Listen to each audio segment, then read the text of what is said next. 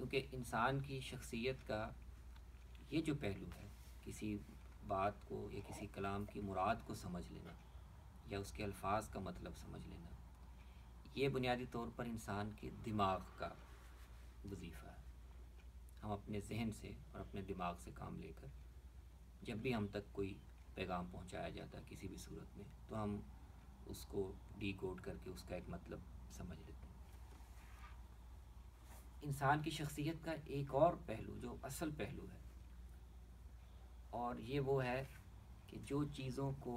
قبول کرنے یا نہ کرنے کا اور ان چیزوں کے حوالے سے اپنا ایک رویہ متعین کرنے کا کام انجام دیتا ہے، وہ پہلو، یعنی بات کو سمجھ لینے کے بعد آپ نے اس کے ساتھ اپنا کیا تعلق متعین کیا اور اس بات کو اپنی شخصیت کا، اپنے سوچنے کے انداز کا، اپنے کردار کا حصہ آپ بنانا چاہتے ہیں یا نہیں بنانا چاہتے۔ یہ جو انسان کی شخصیت کا پہلو ہے، قرآن مجید اس کو دل سے منسوب کرتا ہے کہ یہ انسان کا جو دل ہے یا انسان کا جو نفس ہے یا انسان کی جو اصل شخصیت ہے، جو اصل میں بنیادی فیصلے کرتی ہے، قرآن اس کو مخاطب بناتا ہے۔ اس لیے کہ جو ذہن یا دماغ ہے، یہ انسان کا، قرآن کا یا خدا کا اصل مخاطب نہیں ہوتا، اس لیے کہ فیصلے دماغ یا ذہن نہیں کرتا۔ یہ جس کو قرآن دل کہتا ہے یا فؤاد کہتا ہے، یا اس کی جو اصل شخصیت ہے، جو چیزوں کے بارے میں ایک رویہ متعین کرتی ہے اور ان کے حوالے ان کے ساتھ اپنا ایک تعلق متعین کرتی ہے اور ان کو قبول کرنے یا نہ کرنے کا فیصلہ کرتی ہے۔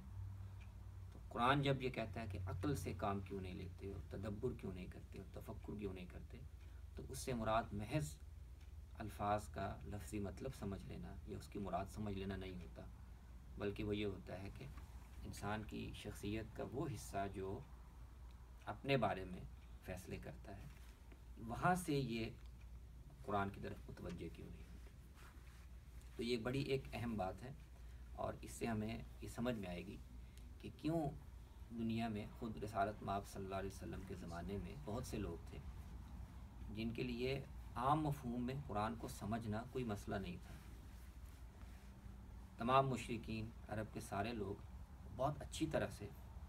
قرآن کے الفاظ کا مطلب سمجھتے تھے، مراد سمجھتے تھے، لیکن قرآن یہ کہتا ہے کہ یہ عقل سے کام نہیں لیتے، تفکر نہیں کرتے۔ اس کا مطلب کیا ہے کہ وہ مطلب تو سمجھ رہے ہیں، لیکن اس کے حوالے سے قبولیت کا رویہ نہیں اپنا رہے اور اپنی شخصیت کے اس حصے کو اس کے ساتھ ریلیٹ نہیں کر رہے جو کہ قرآن چاہتا ہے۔ تو وہ بات سمجھ رہے ہیں، لیکن، اور یہودیوں کے بارے میں یہی کہا کہ وہ پیغمبر کو ایسے ہی جانتے ہیں جیسے اپنے بیٹوں کو جانتے ہیں، لیکن یہ ان کے دماغ کا عمل ہے، یہ ان کے ذہن کا عمل ہے۔ ان کا دل جو ہے وہ یہ فیصلہ کرنے کے لیے اور اس معرفت کو اپنانے کے لیے تیار نہیں ہے۔ تو قرآن کے نقطہ نظر سے فہم اور عقل یا سمجھنا، یہ اصل میں دل اس کا مخاطب ہے، اور قرآن اصل میں یہ کہہ رہا ہے کہ اپنی شخصیت کے اس حصے کو قرآن کے ساتھ متعلق کرو اور وہاں سے قرآن کے پیغام کو سمجھو، اس لیے کہ وہاں سے جب سمجھو گے تو وہ رویے بالکل مختلف پیدا ہوں گے، اس سے انسان کی شخصیت بالکل اور طرح کی بنے گی، اور اس پر پھر وہ اثرات مرتب ہوں گے جن کو قرآن بھی بیان کرتا ہے کہ اہل ایمان جب قرآن کو پڑھتے ہیں تو ان کے ایمان میں اضافہ ہوتا ہے۔ اصل میں جب انسان اپنے دل سے متوجہ ہو کر اور اس کو قرآن کے، خدا کے پیغام کو اپنانے کی نیت سے پڑھتا ہے اور پھر اس کے معارف پر اور اس کی گہرائیوں پر غور کرتا ہے، تو وہ ایک ایک آیت سے اس کے ایمان میں اضافہ ہوتا ہے۔ اگر وہاں سے انسان نہیں سمجھ رہا اور محض دماغ تک اس نے اس کو محدود رکھا ہوا ہے، تو وہ نہ تعقل ہے نہ تفکر ہے، وہ بات کو سمجھ لینے کی حد تک ہے، اس پر ایمان میں اضافے کی، ایمان میں پختگی کی اور خدا کی معرفت کی وہ کیفیات نصیب نہیں ہوتی جو کہ قرآن مجید کا ہم سے مطالبہ ہے۔ دوسری بات جو بہت اہم ہے، جو یعنی اس حوالے سے ایک غلط تصور بھی پایا جاتا ہے کہ جب ہم کہتے ہیں کہ قرآن کو سمجھا جائے، قرآن پر غور کیا جائے، تو عموماً لوگ اس کا مطلب یہ سمجھتے ہیں کہ شاید اس سے مراد یہ ہے کہ قرآن کی جو تفسیری تفصیلات،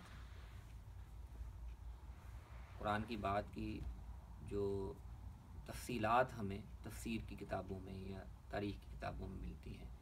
یا جو واقعات قرآن میں اختصار سے بیان ہوئے ہیں ان کی باقی ڈیٹیلز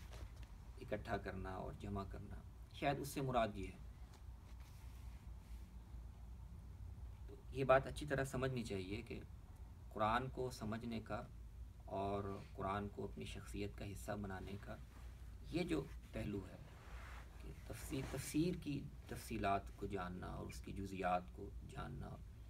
یہ ایک حد تک تو ضروری ہے، ایک حد تک تو اس میں معاونت کرتا ہے. اس لیے کہ بعض جگہ قرآن کے بیان میں کچھ ایسے گیپس ہوتے ہیں جو اس کے بیک گراؤنڈ میں ہوتے ہیں، جب تک وہ واضح نہ ہو تو آپ،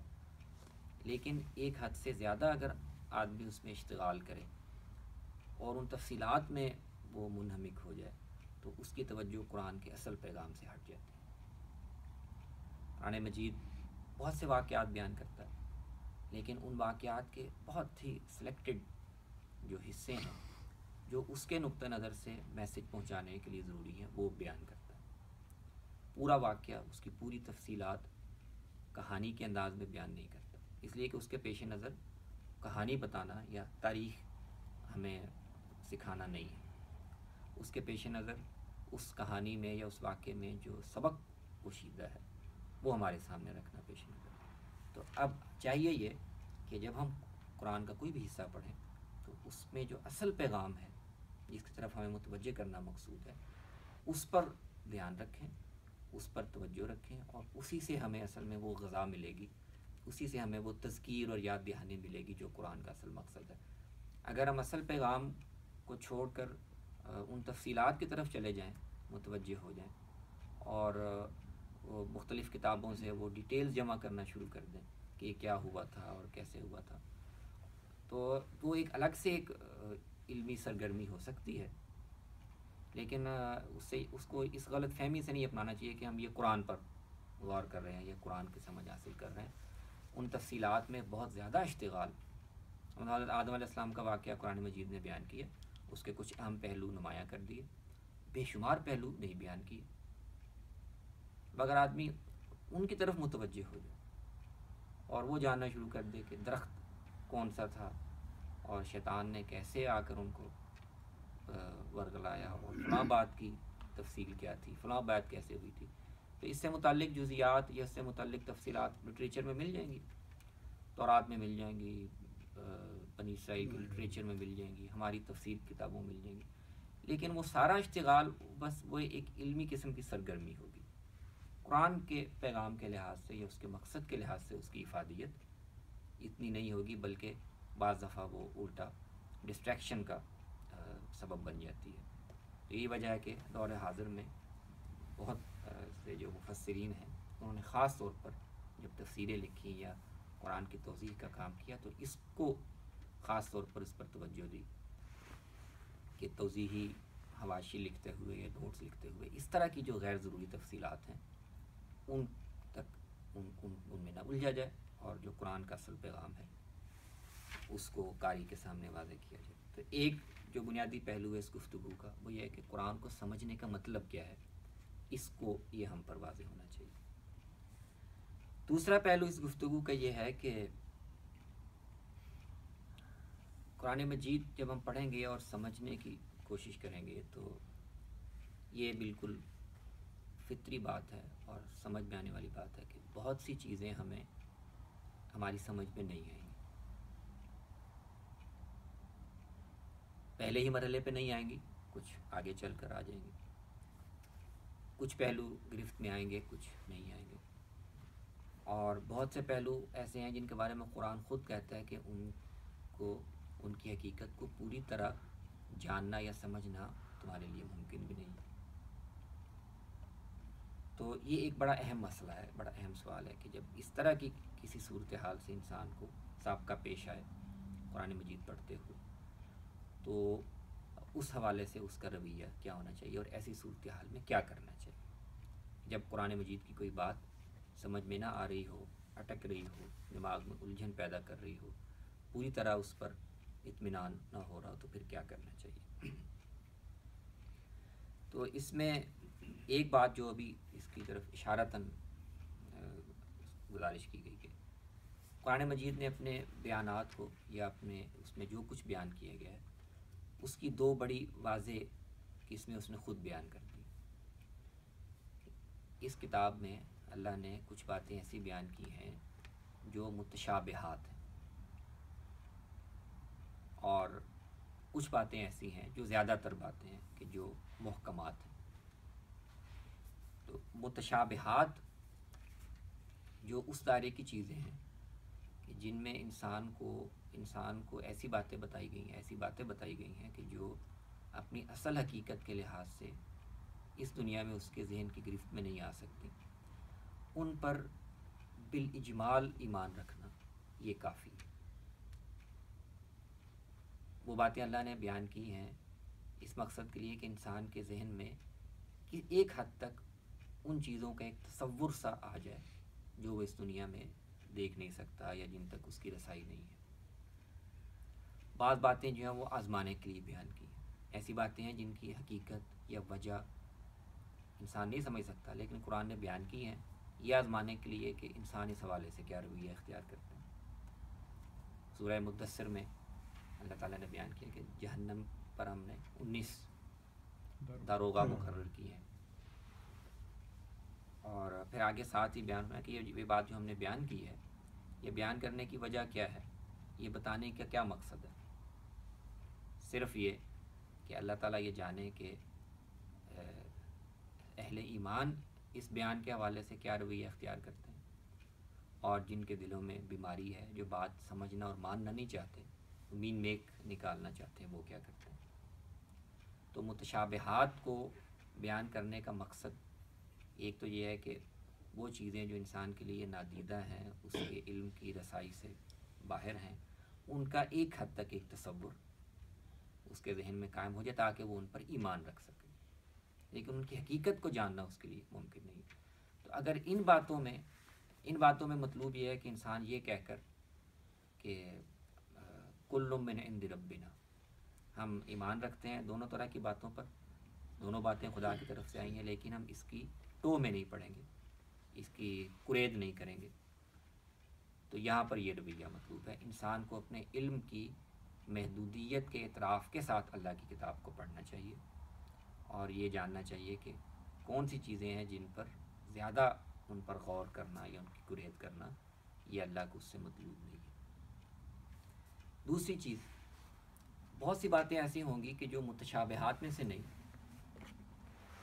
لیکن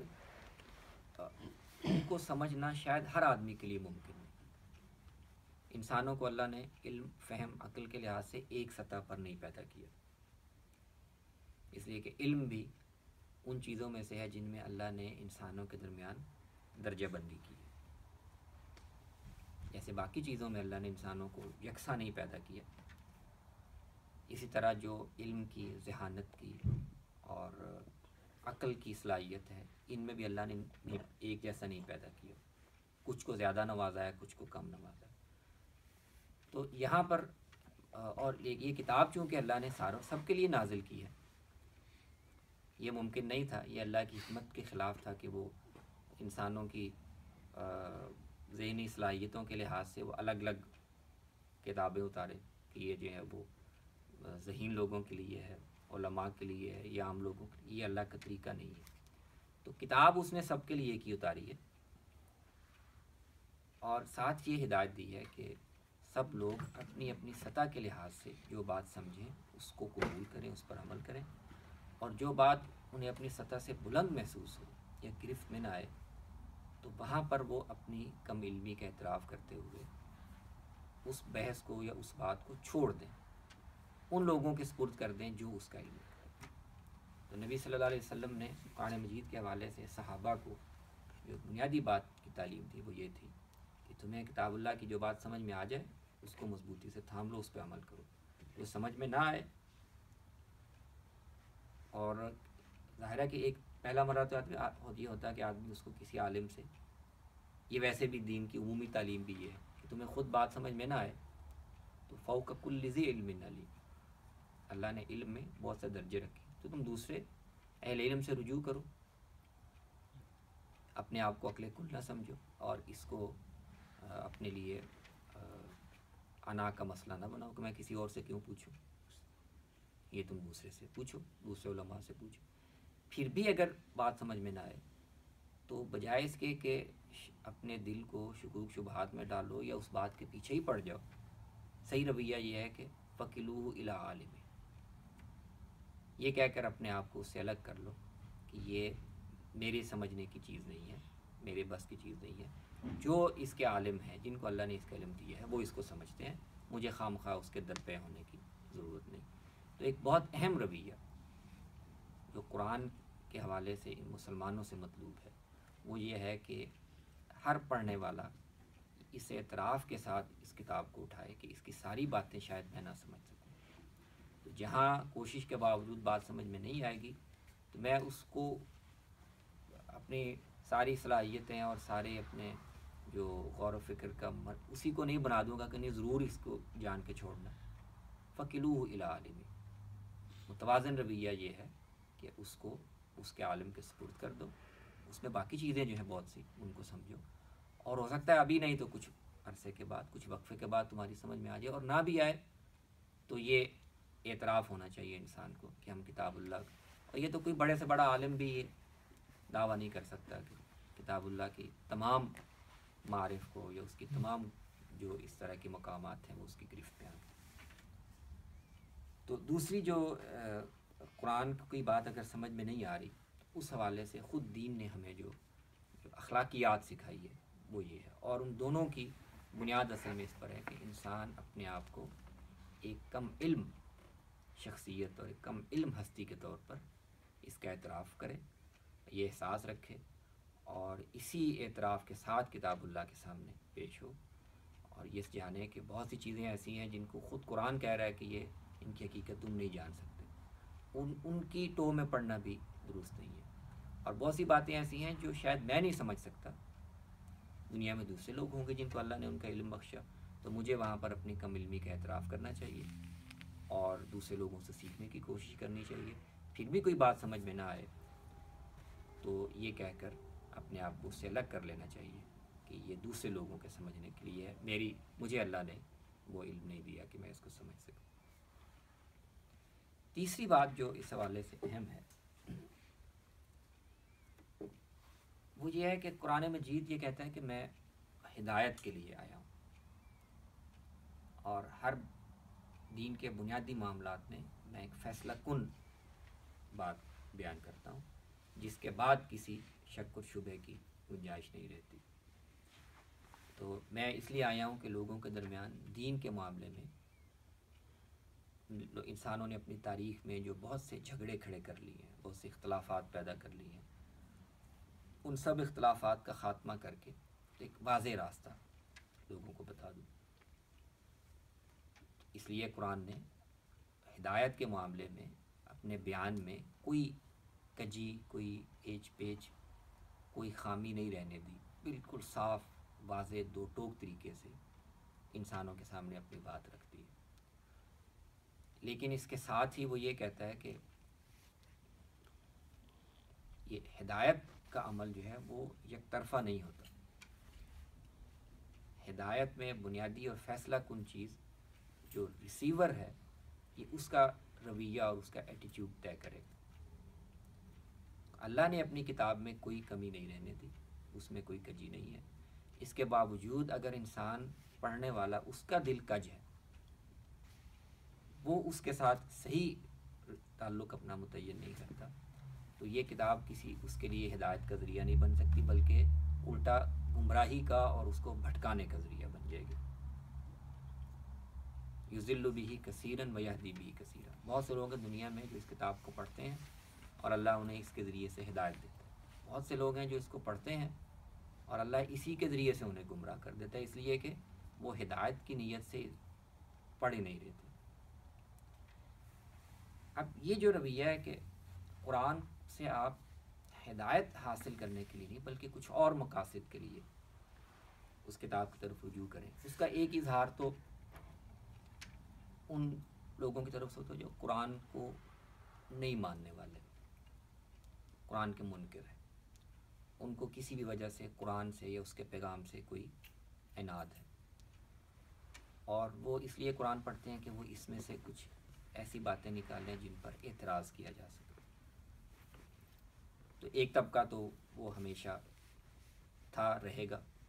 کہ جو اس کتاب ہدایت کو ہدایت کے لیے نہیں بلکہ اعتراضات کا یا اس طرح کی چیزوں کا نشانہ بنانے کے لیے پڑھے گا۔ تو ظاہر ہے ایسے لوگوں کو اللہ ہدایت نہیں دے گا۔ اس کے ساتھ ایک اور طبقہ قرآن میں خود مسلمانوں میں ایسا پیدا ہوتا رہا، ہوتا رہے گا، اور وہ بھی انسانوں کی کمزوری میں سے ایک کمزوری ہے کہ لوگ کتاب پر ایمان رکھتے ہوئے بھی اور اس کو رہنمائی کا ماخذ مانتے ہوئے بھی اپنے آپ کو ایک یعنی خالی ذہن کر کے اور اپنے آپ کو کسی تعصب سے یا کسی پہلے سے طے شدہ نقطہ نظر سے پاک کر کے اس کے سامنے آنے کے بجائے وہ کسی اور ماخذ سے کوئی ایک رائے یا ایک نقطہ نظر قائم کریں اور پھر اس کے بعد اس کی تائید تلاش کرنے کے لیے قرآن کی طرف۔ اسلامی تاریخ میں جتنی بھی گمراہیاں، بنیادی گمراہیاں پیدا ہوئیں، ان کی تاریخ وہ اسی اصول کا آپ کو ایک اظہار ملے گا کہ وہ ہیں تو مسلمان، کتاب اللہ کو ہدایت کا ماخذ مانتے ہیں، لیکن کسی اور چیز کے زیر اثر کوئی گمراہ کن یا کوئی گمراہی انہوں نے اختیار کر لی، اور اب چونکہ ان کے لیے اس کو یعنی کسی قرآن سے اس کی تائید فراہم کیے بغیر ان کا اطمینان نہیں ہوتا یا وہ لوگوں کے سامنے پیش نہیں کر سکتے، تو اب وہ نتیجہ طے کر لینے کے بعد اب قرآن کھولتے ہیں، اور جہاں سے بھی الفاظ سے ان کو تائید ملے تو وہ ان کے سیاق سباق سے ان کو نکال کر، کانٹیکس سے نکال کر، اور جو پورا دین کا ایک نظام ہے اس سے بالکل الگ کر کے تو اس سے اپنی تائید اخذ کر لیتے ہیں، اور اس کی ساری اسلامی تاریخ میں آپ کو اس کی مثالیں ملیں گی۔ تو ایسے لوگوں کے لیے بھی قرآن کا یہی اصول لاگو ہوتا ہے، وہ اگرچہ قرآن کی کوئی آیت پڑھ رہے ہیں اور اگرچہ وہ یہ بظاہر یہ سمجھ رہے ہیں اور سمجھا رہے ہیں کہ ہم نے قرآن سے یہ بات اخذ کی ہے، حقیقت میں انہوں نے قرآن سے وہ اخذ نہیں کی، اور ان کا چونکہ انہوں نے ایک صحیح اخلاقی اصول کی پیروی نہیں کی تو وہ قرآن نے اصل میں ان کو اس رویے کی وجہ سے گمراہ کیا۔ پڑھ قرآن رہے ہیں لیکن ہدایت حاصل نہیں کر رہے، بلکہ اپنی اخذ کردہ بات کو اس سے جوڑنے کی کوشش کر رہے ہیں۔ ہمیں شاید پہلی جو مثال ہمیں اسلامی تاریخ میں اس کی ملتی ہے وہ خوارج کی ہے، کہ جنہیں کسی وجہ سے حضرت علی کے ساتھ اور ان کے لشکر میں شامل تھے، مسلمانوں کے درمیان ایک جنگ ہوئی، اس جنگ میں ان کا خیال یہ تھا یا نقطہ نظر یہ تھا کہ جو مخالف فریق ہے ہمیں اس کے ساتھ کوئی صلح نہیں کرنی چاہیے، ان کے ساتھ جنگ کو انجام تک پہنچانا چاہیے، یہ ان کی ایک پوزیشن تھی، اور اس میں وہ اتنے تشدد تک چلے گئے، اس شدت پسند تک چلے گئے کہ انہوں نے حضرت علی کو اس بنیاد پر کہ انہوں نے اس جنگ میں صلح کر لی ہے وہ کہا کہ آپ کافر ہو، اور اس کے لیے انہیں قرآن مجید سے ایک آیت ایسی مل گئی جو بظاہر الفاظ کے لحاظ سے بڑی متاثر کن اور بڑی قائل کن ہے، تو وہ ہزاروں کا جتھا تھا، تو انہوں نے کہا جی کہ ان الحکم الا للہ، قرآن کہتا ہے کہ فیصلہ صرف اللہ کا ہے، تو اللہ کا فیصلہ تو یہ تھا کہ جو باغی ہیں ان کے ساتھ لڑو جب تک کہ وہ باز نہ آ جائیں، ورنہ ان کے انجام تک ان کو پہنچاؤ۔ اور علی نے قرآن کا حکم ماننے کے بجائے دو آدمیوں کو فیصل مان لیا کہ یہ فیصلہ کریں گے، تو ان الحکم الا للہ، فیصلہ تو اللہ کا ہوتا ہے، علی نے انسانوں کا فیصلہ اور ان کا حکم مان لیا، تو یہ کافر اور مشرک ہو گئے۔ حضرت علی نے اس پر ایک ہی خوبصورت تبصرہ کیا جو اس طرح کی ہر تعبیر پر صادق آتا ہے، انہوں نے کہا یہ کلمۃ حق ارید بہا الباطل، کلمہ جو پڑھ رہے ہیں ان الحکم اللہ، یہ بالکل ٹھیک ہے، لیکن اس سے جو مطلب لے رہے ہیں وہ بالکل باطل ہے۔ قرآن میں یہ بات اس تناظر میں کہی نہیں گئی۔ ان الحکم اللہ للہ بالکل ٹھیک بات ہے، لیکن اس کا یہ مطلب ہی نہیں کہ انسانوں کے درمیان جھگڑا ہو تو کسی انسان کو آپ تصفیے کے لیے حکم نہیں بنا سکتے۔ تو یہ غالباً اس طرح کی جو مثالیں ہیں ان میں سب سے یہی کام خوارج نے، یہاں سے ان کا آغاز ہوا، اس کے بعد انہوں نے پورے اپنے جتھے بنا لیے اور مسلمانوں کی تکفیر کو باقاعدہ ایک اپنے مذہبی اصول کی حیثیت دے دی۔ حضرت علی سے آغاز کیا، اس کے بعد عام مسلمانوں کی تکفیر پہ آئے، اس کے لیے اسی طرح کے دلائل انہوں نے قرآن سے اخذ کیے۔ مسلمان حکمرانوں کی تکفیر کے لیے انہوں نے قرآن سے اسی طرح کے دلائل اخذ کیے، اور جو صحابہ تھے وہ حضرت علی ہی کے طریقے پر ان کی غلطی کو واضح کرتے رہے، جن جن آیتوں سے انہوں نے استدلال کیا ان کا صحیح محل واضح کرتے رہے، اور یہ بتاتے رہے کہ قرآن سے استدلال کرنے کا یہ طریقہ نہیں ہے، غلط طریقہ ہے۔ قرآن سے قرآن کو سمجھنے کا یا اس کی بات کو جاننے کا صحیح طریقہ یہ ہے کہ قرآن نے جو بات جس تناظر میں کہی ہے اسی میں سمجھی جائے، اور اس سے اگر کوئی نتیجہ نکلتا ہے تو اس کو اختیار کیا جائے، نہ یہ کہ پہلے آپ ایک نتیجہ قائم کریں اور پھر دیکھیں کہ اس آیت سے ہم اس کو نفی کر سکتے ہیں اور اس کو فائدہ اٹھا سکتے ہیں۔ آپ قریب دیکھیں گے کہ ہمارے قریبی دور میں ایک مسلمانوں میں گروہ پیدا ہوا جس نے کن وجوہ سے یہ مقدمہ قائم کیا کہ نبی صلی اللہ علیہ وسلم کے بعد بھی نبوت اور رسالت جاری ہے، اور آپ کے بعد بھی نبی آ سکتے ہیں، اور جب یہ مان لیا تو اس کے بعد پھر قرآن سے رجوع کیا اور کچھ 6-7 قسم کی آیات انہوں نے نکالی کہ دیکھیں جی فلاں آیت سے بھی یہی ثابت ہوتا ہے، فلاں آیت سے بھی یہی معلوم ہوتا ہے، فلاں آیت سے بھی وہ 6-7 آیات ہیں، لیکن وہ ساری آیات آپ دیکھیں گے کہ ایسی ہیں کہ اگر آپ کے سامنے پہلے سے یہ نتیجہ نہ ہو اور آپ اس پر مصر نہ ہوں کہ وہ نتیجہ لازماً ثابت کرنا ہے، تو ان میں سے کوئی ایک آیت بھی اپنے اصل سیاق اور سباق میں کوئی تعلق نہیں رکھتی اس بات سے۔ مثلا قرآن مجید میں ایک جگہ اللہ تعالیٰ نے بیان کیا ہے اہل ایمان کے مختلف درجات بیان کیے ہیں، اور یہ بیان کیا ہے کہ اللہ تعالیٰ ان کو جنت میں کیسے نوازے گا، وہاں کہ یہ وہ لوگ ہیں کہ ان کو اللہ تعالیٰ ان لوگوں کا درجہ دے گا جن پر اللہ کا انعام ہوا، فَأُولَٰئِکَ مَعَ الَّذِينَ أَنْعَمَ اللَّهُ عَلَيْهِمْ، اور وہ جن پر انعام ہوا وہ کون ہیں؟ وہ اللہ کے نبی ہیں، وہ صدیقین ہیں، وہ اللہ کے راستے میں شہید ہونے والے ہیں، اور وہ صالحین ہیں۔ تو جو لوگ یہ رویہ اختیار کریں گے ان کو اللہ وہی درجہ دے گا جو اللہ کے انعام یافتہ بندوں کا ہوتا ہے، نبی بھی، صدیق بھی، شہداء بھی، صالحین۔ اور ان لوگوں کی رفاقت جب مل جائے گی جنت میں تو اس سے بڑھ کر کیا چیز ہو سکتی ہے؟ تو یہ بات کہی گئی، تو اس سے انہوں نے یہ اخذ کیا کہ دیکھیں اگر اچھے اعمال کرنے سے قرآن یہ کہہ رہا ہے کہ انسان ان 4 درجوں پر فائز ہو سکتا ہے، وہ صالحین بھی بن سکتے ہیں، صدیق بھی بن سکتے ہیں، شہداء بن سکتے ہیں، اور نبی بھی بن سکتے ہیں۔ اس کا مطلب یہ ہے کہ انسان اچھے اعمال جب کرے تو اللہ اس کو مختلف درجے عطا کرتا ہے، جن میں سے سب سے اونچا درجہ کیا ہے کہ وہ نبی بن جائے۔ تو اس طرح کی اور دوسری آیات۔ تو ایک جو قرآن نے اصول بیان کیا اس کا بڑا اہم اطلاق یہ بھی ہے کہ آپ بظاہر چاہے قرآن پر ایمان رکھ رہے ہیں، بظاہر آپ اس کو پڑھ رہے ہیں، لیکن آپ نے ہدایت حاصل کرنے کی جو بنیادی شرط تھی وہ پوری نہیں کی۔ تو ہو سکتا ہے آپ کا شیطان آپ کو آپ کے ذہن میں، آپ کے سامنے، شیطان کا تو خاص مہارت ہے کہ وہ انسان کے گناہوں کو اتنا خوبصورت بنا کر اس کے سامنے پیش کرتا ہے کہ انسان کو ان کی بدصورتی نظر ہی نہیں آتی۔ جیسے انسان کے عمل اس کو بڑے اچھے لگنے لگتے ہیں، اسی طریقے سے جب انسان یہ رویہ اختیار کرتا ہے تو بعض دفعہ وہ بڑی دیانتداری سے سمجھ رہا ہوتا ہے کہ یہ میں تو بالکل قرآن کی بات کر رہا ہوں، حقیقت میں وہ بات قرآن سے اخذ نہیں کی گئی ہوتی، وہ باہر سے اخذ کی گئی ہوتی ہے، اور پھر اس خواہش کے زیر اثر انسان اس کو قرآن کی کسی آیت سے جوڑتا ہے، اور شیطان اس کے سامنے اس کو اتنا خوبصورت اور اتنا مضبوط استدلال بنا کر پیش کر دیتا ہے، انسان کو اس کی غلطی سمجھانا مشکل ہو جاتا ہے۔ اور آخری اس ضمن کی جو بات ہے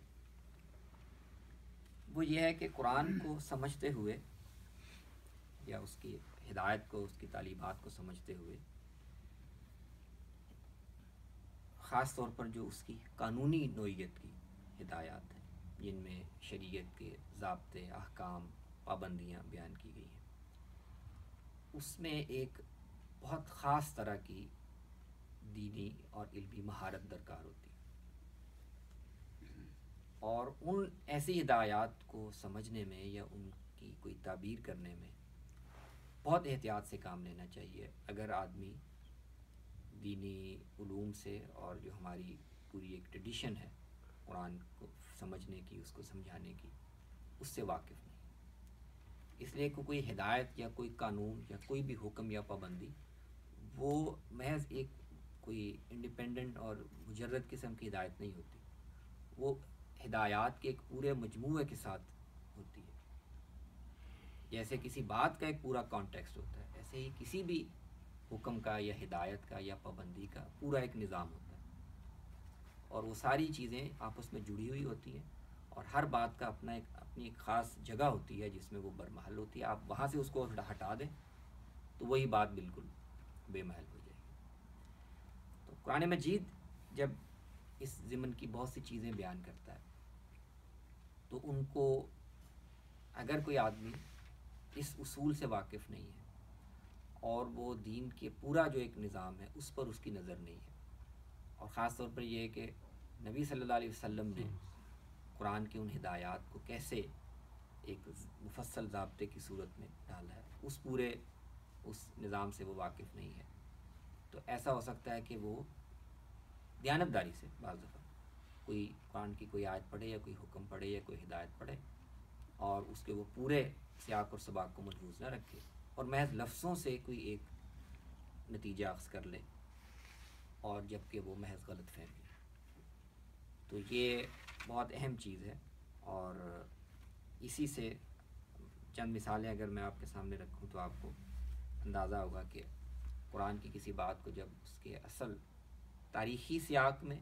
اور خود کلام میں جو اس کا ایک پورا کانٹیکسٹ ہے اس کے تناظر میں آپ نہ دیکھیں تو بعض بڑی لا ینحل قسم کی غلط فہمیاں پیدا ہوتی ہیں، اور وہ خود مسلمانوں کو بھی قرآن کے پیغام کے حوالے سے الجھن میں ڈالتی ہیں، اور جب اس کو آپ دنیا کے سامنے پیش کرتے ہیں تو اس میں بھی بہت سی الجھنیں پیدا ہوتی ہیں۔ ان میں سے ایک بہت بڑا مسئلہ جو اس وقت مسلمانوں کو درپیش بھی ہے، اور بہت سے ہمارے گروہ وہ اس طرح کی آیات کو ان کے اصل تناظر سے اٹھا کر پیش کر رہے ہیں۔ ایک تو قتال اور جہاد کی آیات، قرآن میں جہاد کی، قتال کی آیات اور اس کے احکام بڑی تفصیل کے ساتھ موجود ہیں، اور انہوں نے بڑے واضح طریقے سے اور کیٹیگوریکل طریقے سے ہدایات دی گئی ہیں کہ تمہیں جن گروہوں کے خلاف قتال کرنا ہے ان کے ساتھ کیا معاملہ کرنا ہے، اور پورا اس کی جو تفصیلات ہیں، اس کے اخلاقی ضابطے ہیں، اس کے اہداف، وہ ساری چیزیں بیان کی گئی ہیں۔ اب ان ہدایات میں بعض ہدایات ایسی ہیں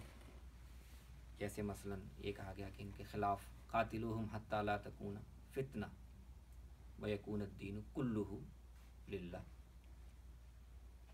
ان کے خلاف لڑتے رہو یہاں تک کہ فتنہ ختم ہو جائے اور سب جگہ اللہ کا دین غالب ہو جائے۔ اس طرح کی آیات آپ کو ملیں گی کہ فاقتلوا المشرکین حیث وجدتموہم، مشرکوں کو جہاں پاؤ ان کو قتل کر دو، فاقتلوہم حیث ثقفتموہم، جہاں ملیں تمہیں تو ان کو تم قتل کر دو۔ اسی کے ساتھ اسی مفہوم کی کچھ دوسری آیات ہیں جن میں یہ بتایا گیا ہے کہ یہ جو کفار ہیں ان کے ساتھ تمہیں دوستی قائم نہیں کر سکتے، یہ تمہارے بھی دشمن ہیں، میرے بھی دشمن ہیں۔ لا تتخذوا الیہود والنصارى اولیاء، لا تتخذوا عدوی وعدوکم اولیاء، ان کے ساتھ تم دوستی نہیں قائم کر سکتے، یہ تمہارے بھی دشمن ہیں، تمہارے دین کے بھی دشمن ہیں، اور جو ان کے ساتھ تعلق دوستی بنائے گا اس کا شمار انہی میں سے ہوگا۔ یہ قرآن میں ساری آیات موجود ہیں۔ اب ان آیات کو، اس طرح کی ساری ہدایات کو اگر آپ قرآن کا پورا جو سیاق ہے، وہ حالات جن میں قرآن نازل ہوا اور نبی صلی اللہ علیہ وسلم کو کس مقصد کے لیے مبعوث کیا گیا تھا، آپ کے سامنے مقصد، ہدف کیا رکھا گیا تھا، اور اس ہدف کے حصول میں کون کون سی قوتیں تھیں جو مزاحم ہو رہی تھیں، اس میں رکاوٹیں ڈال رہی تھیں، اگر آپ اس پورے سیاق میں رکھ کر دیکھیں تو ان میں سے ہر بات آپ کو اپنی جگہ پر بالکل برمحل سمجھ میں آئے گی کہ یہی جو قرآن نے کہا اس صورتحال میں، اس مقصد کے لحاظ سے اور ان گروہوں نے جو رویہ اپنایا ہوا تھا اس کے لحاظ سے یہی ہدایات بنتی تھی، اس کے علاوہ کوئی اور چارہ نہیں تھا۔ رسول اللہ صلی اللہ علیہ وسلم کو اس لیے بھیجا گیا تھا کہ وہ توحید کا وہ دین جو دنیا سے مٹ گیا ہوا ہے اس کو دوبارہ زندہ کرے، اور اس کا طریقہ یہ بتایا گیا کہ اللہ نے جو اپنا گھر اس مقصد کے لیے بنایا تھا اور اس پر اب ان مشرکین کا تصرف اور قبضہ قائم ہوگا، ان کے قبضے سے اس کو واگزار کروا کے اس کو اس کے اصل پیغام اور اصل تعلیم پر دوبارہ بحال کیا جائے۔ رسول اللہ کا مقصد اصل میں یہ تھا کہ ایک جملے میں کہ آپ بیت اللہ کو مشرکین کے قبضے سے نکال کر اور شرک کے مرکز کی حیثیت سے اس کو ختم کر کے دوبارہ اس مرکز کی حیثیت سے قائم کر دیں جس پر ابراہیم علیہ السلام نے اس کو قائم کیا تھا۔ یہ آپ کی زندگی کا مقصد تھا، اور اس کے لیے آپ کو ذمہ داری بھی دی گئی تھی اور یہ وعدہ بھی کیا گیا تھا کہ یہ مقصد پورا ہو کر رہے گا، اس لیے کہ آپ اپنا کام نہیں کر رہے، آپ خدا کا کام کر رہے ہیں۔ تو اللہ نے وعدہ بھی کیا اور یہ بشارت بھی دی اور یہ اعلان بھی کیا کہ جب یہ مقصد حل ہو جائے گا تو اس کے بعد اس سرزمین میں، جو خدا کے اس گھر کی سرزمین ہے، اس سرزمین میں شرک کو اور کفر کو اور مشرکین کو گوارا نہیں کیا جائے۔ تو پورا ایک علاقہ اس کے لیے مخصوص کر دیا گیا ہے کہ چونکہ اللہ کا گھر ہے، باقی دنیا میں اللہ نے حکمت کے تحت اس کو گوارا کیا ہے کہ لوگ کفر کریں، شرک کریں، اس کا حساب اللہ آخرت میں کرے گا، لیکن اس دنیا میں اس نے اپنے دین کو زندہ رکھنے کے لیے اور اس کے پیغام کو باقی رکھنے کے لیے یہ پابندی عائد کی ہے کہ اس گھر میں شرک گوارا نہیں کیا جائے گا،